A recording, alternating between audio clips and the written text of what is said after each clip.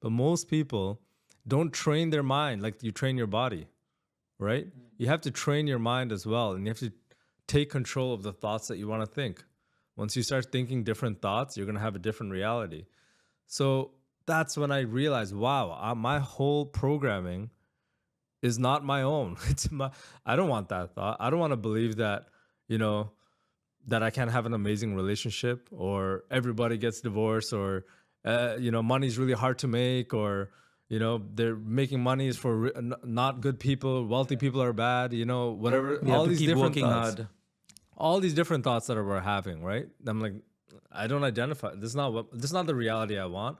I want the best outcomes for everything, right? So I started changing my mind, and then amazing things started happening after. So you started putting all those thoughts that was driving your goal. Is it something? And it was all about positive thinking. And does positive thinking or negative thinking has anything to do with achieving your dream goal? Well, 100%. I think positive thinking is important, but it's important to not lie to yourself, because it's important to have positive thinking, be around positive people, because you want as many pluses in your life as possible. Positive thoughts, positive actions, positive people, like more pluses, more positivity is going to just reach to more positivity. However, it's important not to what we call spiritually bypass, okay? Spiritual bypassing is when you bypass, for example, if you are in a job you hate, you hate this job, you don't want to work this job, but you bypass it by saying, oh, but I'm positive and every day I'm thankful I'm here at this job. No, you have to be real with yourself and say, I don't want this job and I have to do something about it to leave this job. So you have to be real with yourself to a degree, right? And you have to act also. And you have to act on it, right? So yes, be positive, be grateful, but be honest with yourself. If you're in a situation that you don't want to be in forever, and you have to do something, be real with yourself, be positive about it, but it's not just positive vibes only. You have to be honest with yourself. If you want to change something in your life, you have to be real. If you're not healthy, you can't say, oh, well, positive thoughts only, somehow I'm gonna shed weight. It's not gonna work like that. You have to go to the gym, you have to do something, right? But you have to be honest with yourself. And you have to feel it as well. And you have to feel it, yeah. So yes, be positive. Yes, be grateful, 100%. But also be real with yourself. I think the best thing, the highest vibrational thing you can do is just look at your reality for exactly what it is. That's what the high frequency is. I think there's another module in your course is about building your dream life. I mean, what is possible and what is not possible? Because when I dream, there is no limit to my dream. What is a realistic dream and what is an unrealistic dream? Because I may say that, okay, I'm working as a small clerk somewhere. I want to have 4 houses in Burj Khalifa. Is it that possible? Because I think that's an unrealistic dream. Or is it that I can still manifest it and get my dream? I think that's, but you have to ask yourself, why do you want 4 apartments in the Burj Khalifa? That's just my financial goal. See, when I look at life, suppose if I look at life in 3 or 4 verticals, like saying that financial goal is something that, okay, I want 4 apartments in Burj Khalifa. I want a great life partner, maybe my personal goal, family goal.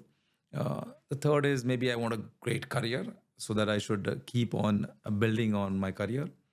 And fourth, maybe I want a great fit body or maybe a healthy life so that I don't want health to come and disturb my plans or disturb my growth plans. I want to have a fit body. So these are the 4 verticals. I think these are very realistic. I've seen that there's no limits. That would be a limiting belief to say that you can't have this. If that's what you want, that should be your goal. What I would ask though is that you have to ask yourself, why do you want that goal? Why do you want the 4 apartments in Burj Khalifa? Is it because you truly want that in your soul, or is it just financially, like that that's a great investment? But is it going to be a great investment? Because realistically, as a real estate investor, you're going to buy it at a premium price, and then what? You're going to rent it out. Who's going to rent it out for that price, right? Maybe it is, maybe it's not. It's important to make your goals really truly what you want at a soul level. Because if you make goals that are just for validation, for example, some people that have goals because other people will tell them, hey, you did a good job. Yeah. I mean, you have house in Burj Khalifa. That's an amazing. That's amazing. But now you just want validation from somebody else. That's not really what you want. You know, you have to understand what you want. Okay, maybe you want 4 apartments in the Burj Khalifa because you love the Burj Khalifa and you would. I mean, it's amazing. I'm sure the apartments are amazing, but you have to understand if that's truly what you want, or do you want a financial goal because you don't never want to worry about the cost of things. You want to give you want to retire your parents. You want your family to live in a beautiful mansion and they walk out and they feel amazing. And, you know, you can really dream it at a feeling level because we live in a feeling universe, actually. It's all about how you feel. If you can't feel the Burj Khalifa, it's only in your brain. They're like, yeah, I know that. I know logically it's a good financial goal. But realistically, you can't really feel why you want it. Then it's going to be harder to manifest that. So we have to go deeper. You have to go deeper to find out why exactly you want deepest. it. So what is the need of Burj Khalifa? Is it because maybe if the goal is financial, then if it's not Burj Khalifa, maybe some other, ways will open up to What if achieve it looks this. like what if it's a beautiful villa on the palm? Are you going to say no?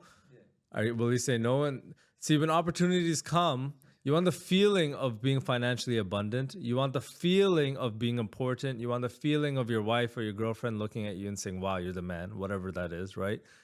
That's what you want. But if it comes in the form of a villa on the palm, are you going to say no because it's not the Burj Khalifa?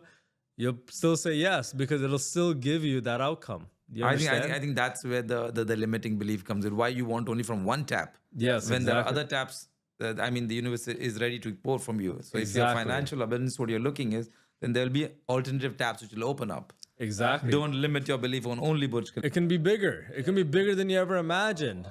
Right? The universe has no limits. It can be even bigger than you dreamed. You know, sometimes we think this is our dream and we focus on it, but the spectrum is so much bigger. As an entrepreneur, we often face self-doubts. I mean, there are some ones who comes with a very scarcity mindset, and there are some who comes with a very abundance mindset. What is the difference? Is it the same, or is it only because of the beliefs, or is it because of the skills as well? What's the difference between a scarcity mindset and abundance mindset? The scarcity mindset. Because both could come up in the same environment. They could be in a part of the same environment. They could be a part of the same culture. They could be part of the same organization, but yet people would have different mindsets and satisfactory levels. How? I want you to tell me that. How does these things, are very different for two different people? Is it one comes from a very scarcity mindset and the second is coming from the abundance mindset? Or is it because driven by fear? Yeah, someone who lives in scarcity lives in the lowest. Look, and people become very successful financially from their scarce mindset. But the people that live in scarce mindset, they believe that there's not enough in the world. They believe that it's always competition. They believe that if someone has something, they'll have less of.